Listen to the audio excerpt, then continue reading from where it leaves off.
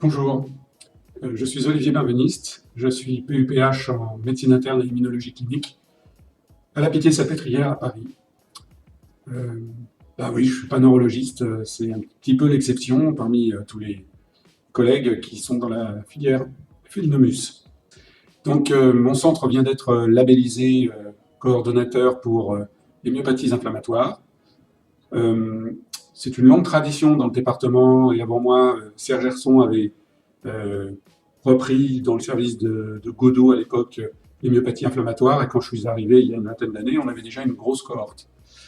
Et puis, on a étendu notre savoir-faire, nos compétences, à la fois au niveau du laboratoire, en ouvrant une équipe INSERM sur cette thématique, mais aussi au niveau clinique, en notamment définissant mieux les différents sous-types de myosites, et ce qui, finalement, ma grande fierté, entre guillemets, c'est qu'on ait pu abandonner le terme de polymyosite, qui ne représente plus grand-chose aujourd'hui.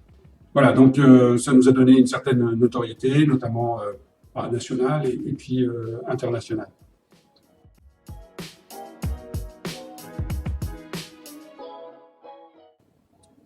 Nos activités actuelles, c'est essentiellement les myosites, vous l'avez bien compris, tant en fait dans une approche translationnelle qui part des patients, de leur phénotype.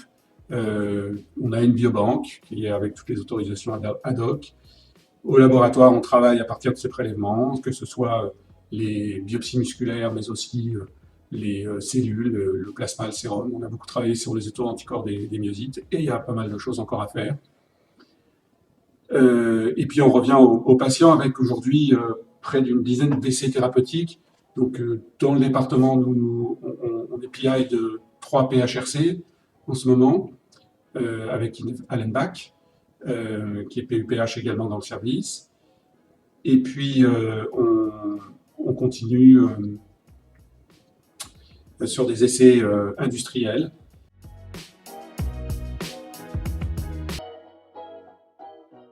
Et ce qui fait qu'un des objectifs du futur centre de référence, ça va être essayer d'organiser la recherche clinique à l'échelon national. Vous voyez tous passer un certain nombre de myosites, notamment des myosites à inclusion. Il y a quelques essais qui commencent. Ça, c'est bien. Je souhaite vraiment qu'on puisse avoir une coordination, parce qu'on ne peut pas faire tous les essais. Ça dépasse nos capacités.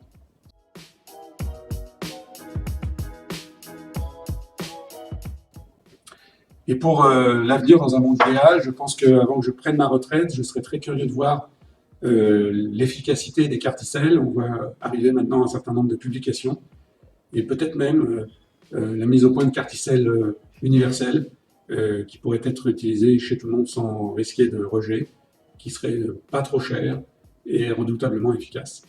Rêvons un peu. Merci de nous accueillir au sein de la filière Philnomus, et à très bientôt.